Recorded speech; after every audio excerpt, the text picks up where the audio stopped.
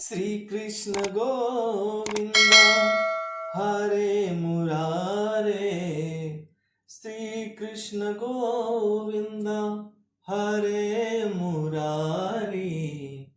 हे नाथ नारायण वासुदेव, हे नाथ नारायण वासुदेव, हे नाथ नारायण वासुदेव, हे नाथ नारायण वासुदेव।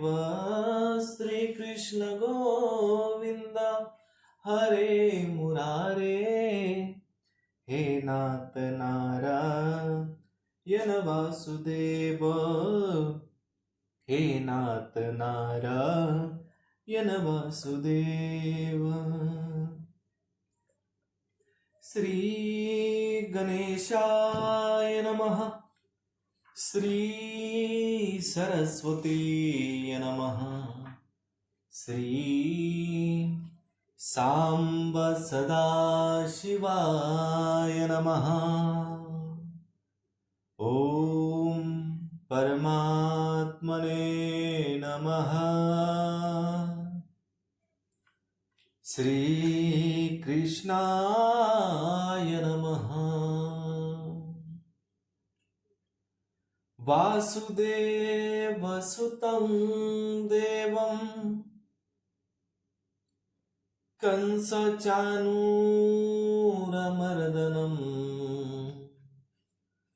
देवकी परमानन्दम्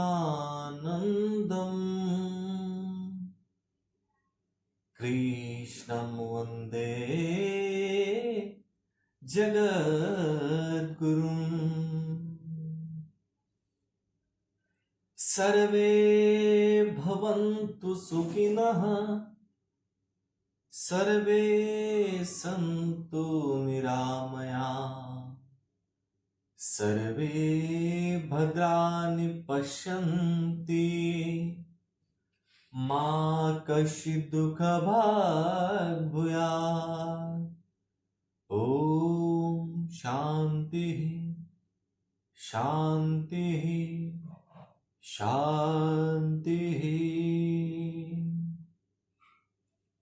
पिछले भाग में हमने मनुष्य योनियों को प्राप्त हुए जीव की गति का वर्णन, यह कथा सुनी। अब इस भाग में हम धूम मार्ग और अर्चिरादि मार्ग से जाने वालों की गति का और भक्ति योग की उत्कृष्टता का वर्णन, यह कथा अपने हरि उद्योग इस चैनल के माध्यम से सुनेंगे। तो आइए कथा में प्रवेश करते हैं।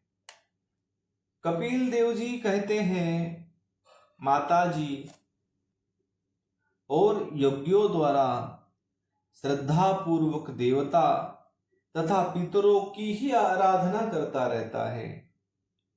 उसकी बुद्धि उसी प्रकार की श्रद्धा से युक्त रहती है। देवता और पितर ही उसके उपास्य रहते हैं। अतः वह चंद्रलोक में जाकर उनके साथ सोमपान करता है और फिर पुण्य क्षीण होने पर इसी लोक में लौट आता है। जिस समय प्रलय काल में शेषशायी भगवान शेषशय्या पर शयन करते हैं, उस समय सकाम गृहस्थ आश्रमियों को प्राप्त होने वाले ये सब लोग भी लीन हो जाते हैं।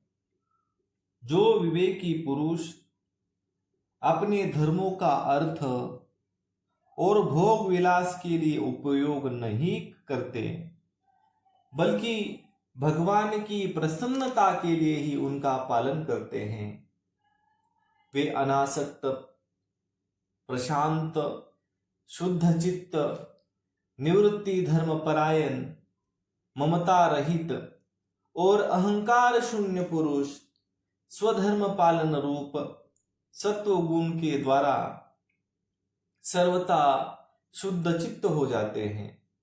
वे अंत में सूर्य मार्ग, अर्ची मार्ग या देवयान के द्वारा सर्वव्यापी पूर्ण पुरुष श्री हरि को ही प्राप्त होते हैं, जो कार्य कारण रूप जगत के नियंता, संसार के उपादान कारण और उसकी उत्पत्ति, पालन एवं संहार करने वाले हैं। जो लोग परमात्म दृष्टि से हिरण्यगर्भ की उपासना करते हैं, वे दो परार्ध में होने वाले ब्रह्मा जी के प्रलय पर्यंत उनके सत्यलोक में ही रहते हैं।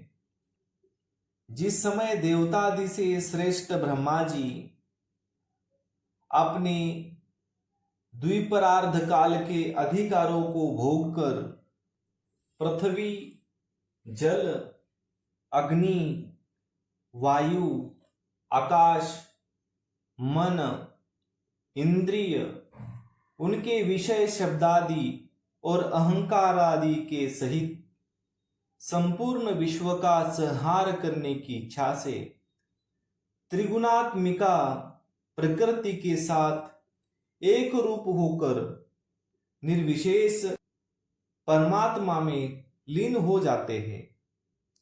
उस समय प्राण और मन को जीते हुए वे विरक्त योगीगण भी देह त्याग कर उन भगवान ब्रह्मा जी में ही प्रवेश करते हैं और फिर उन्हीं के साथ परमानंद स्वरूप पुराण पुरुष पर ब्रह्म में लीन हो जाते हैं।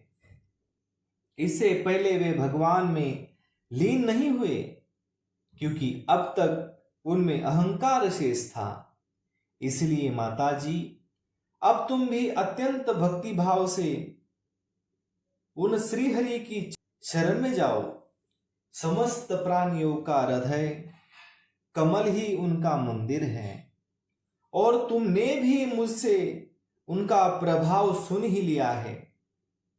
वेद गर्भ ब्रह्मा जी भी, जो समस्त स्थावर जंगम प्राणियों के अधिकारण हैं, मरीचि आदि ऋषियों, योगेश्वरों, सनकादिकों तथा योग प्रवर्तक सिद्धों के सहित निष्काम कर्म के द्वारा आदि पुरुष श्रेष्ठ सगुण ब्रह्म को प्राप्त होकर भी भेद दृष्टि और कर्तृत्वाभिमान के कारण भगवती इच्छा से जब सर्ग काल उपस्थित होता है, तब काल रूप ईश्वर की प्रेरणा से गुणों में शोभ होने पर भी पूर्ववृत्त प्रकट हो जाते हैं। इसी प्रकार पूर्वोक्त ऋषिगण भी अपने अपने कर्मानुसार ब्रह्मलोक के ऐश्वर्य को भोग कर भगवत इच्छा से गुणों में क्षोभ होने पर पुनः इस लोक में आ जाते हैं। जिनका चित्त इस लोक में आसक्त है और जो कर्मों में श्रद्धा रखते हैं, वे वेद में कहे हुए काम्य और नित्य कर्मों का सांगोपांग अनुष्ठान करने में ही लगे रहते हैं। उनकी बुद्धि रजोगुण की अधिकता के कारण कुंठित रहती है। हृदय में कामनाओं का जाल फैला रहता है और इंद्रियां उनके वश में नहीं होती। बस अपने घरों में ही आसक्त होकर वे नित्य प्रति पितरों की पूजा में लगे रहते हैं। ये लोग अर्थ, धर्म और काम के ही परायण होते हैं। इसलिए जिनके महान पराक्रम अत्यंत कीर्तनीय हैं, उन भव भय हरि श्री मधुसूदन भगवान की कथा वार्ताओं से तो वे विन्मुख ही रहते हैं।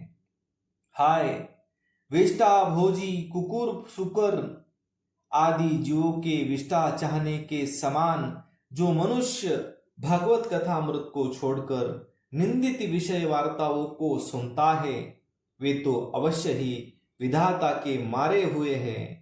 उनका बड़ा ही मंदभाग्य है। गर्भाधान से लेकर अंत्येष्टि तक जब संसार को विधि पूर्वक करने वाले ये सकाम कर्मी सूर्य से दक्षिण ओर के पितृयान या धूम मार्ग से पितृश्वर आर्यमा के लोक में जाते हैं और फिर अपनी ही संतति के वश में उत्पन्न होते हैं।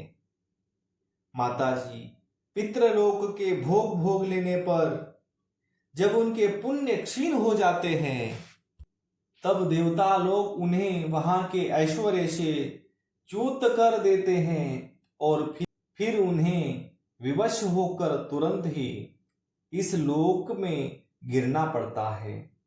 इसलिए माताजी जिनके चरण कमल सदा भजने योग्य हैं उन भगवान का तुम उन्हीं के गुणों का आश्रय लेने वाली भक्ति के द्वारा सब प्रकार से मन वाणी और शरीर से भजन करो।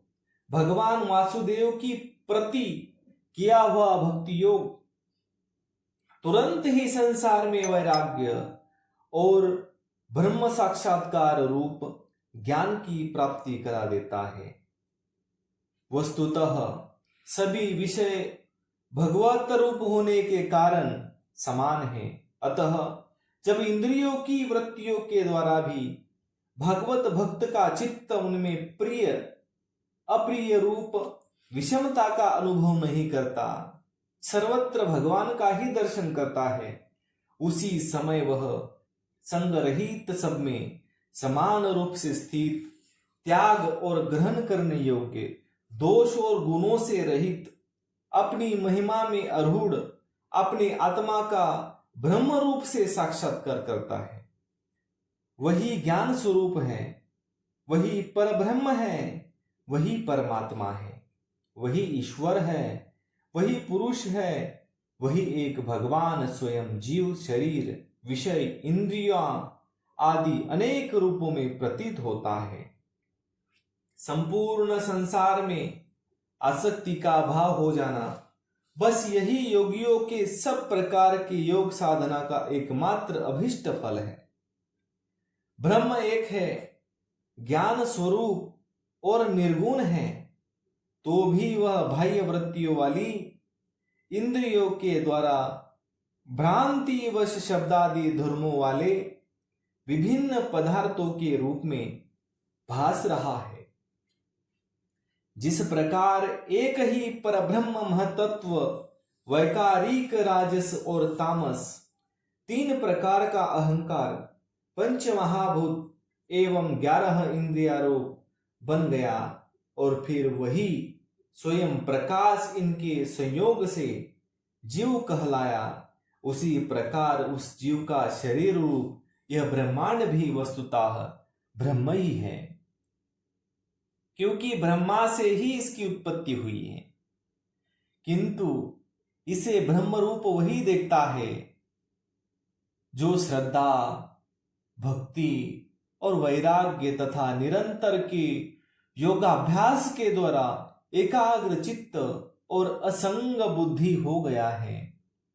पूजनीय माताजी, मैंने तुम्हें यह ब्रह्म साक्षात्कार का साधन रूप ज्ञान सुनाया। इसके द्वारा प्रकृति और पुरुष के यथार्थ स्वरूप का बोध हो जाता है। देवी, निर्गुण ब्रह्म विषयक ज्ञान योग्य और मेरे प्रति किया हुआ भक्ति योग, इन दोनों का फल एक ही है, उसे ही भगवान कहते हैं। जिस प्रकार रूप, रस एवं गंध आदि अनेक गुणों का आश्रयभूत एक ही पदार्थ भिन्न भिन्न इंद्रियों द्वारा विभिन्न रूप से अनुभूत होता है, वैसे ही शास्त्रों के विभिन्न मार्गों द्वारा एक ही भगवान की अनेक प्रकार से अनुभूति होती है। नाना प्रकार के कर्म कलाप, यज्ञदान, तप, वेदाध्ययन, वेद विचार, मीमांसा, मन और इंद्रियों के संयम, कर्मों के त्याग, विविध अंगों वाले योग, भक्ति योग निवृत्ति और प्रवृत्ति रूप सकाम और निष्काम दोनों प्रकार के धर्म, आत्म तत्व के ज्ञान और दृढ़ वैराग्य, इन सभी साधनों से संसार निर्गुण रूप स्वयं प्रकाश भगवान को ही प्राप्त किया जाता है। माताजी, सात्विक, राजस, तामस और निर्गुण भेद से 4 प्रकार के भक्ति योगों का और जो प्राणियों के जन्मादि विकारों का हेतु है तथा जिसकी गति जानी नहीं जाती, उस काल का स्वरूप मैं तुमसे कह ही चुका हूं। देवी, अविद्या जनित कर्म के कारण जीव की अनेकों गतियां होती हैं। उनमें जाने पर वह अपने स्वरूप को नहीं पहचान सकता। मैंने तुम्हें जो ज्ञान उपदेश दिया है उसे दुष्ट, दुर्विनीत, घमंडी, दुराचारी और धर्मध्वज दंभी पुरुषों को नहीं सुनना चाहिए। जो विषय लोलुप हो, ग्रहासक्त हो, मेरा भक्त न हो अथवा मेरे भक्तों से द्वेष करने वाला हो, उसे भी इसका उपदेश कभी नहीं करे। जो अत्यंत श्रद्धालु, भक्त, विनयी, दूसरों के प्रति दोष दृष्टि न रखने वाला, सब प्राणियों से मित्रता रखने वाला, गुरु सेवा में तत्पर, बाह्य विषयों में अनासक्त, शांति चित्त, मत्सर शून्य और पवित्र चित्त हो तथा मुझे परम प्रियतम मानने वाला हो, उसे इसका अवश्य उपदेश करे। मां, जो पुरुष मुझ में चित्त लगाकर इसका श्रद्धापूर्वक एक बार भी श्रवण या कथन करेगा, वह मेरे परम पद को प्राप्त होगा। तो आज के लिए इतना ही। कर्पूर गौरम करुणावतारम संसार सारम भुजगेन्द्रहारम सदा वसंतं हृदयारविंदे भवं भवानी सहितं नमामि। सियावर रामचंद्र की जय, पवन सूत हनुमान की जय, उमापति महादेव की जय। जय जय श्री राधे श्याम। शेष चर्चा अगले भाग में।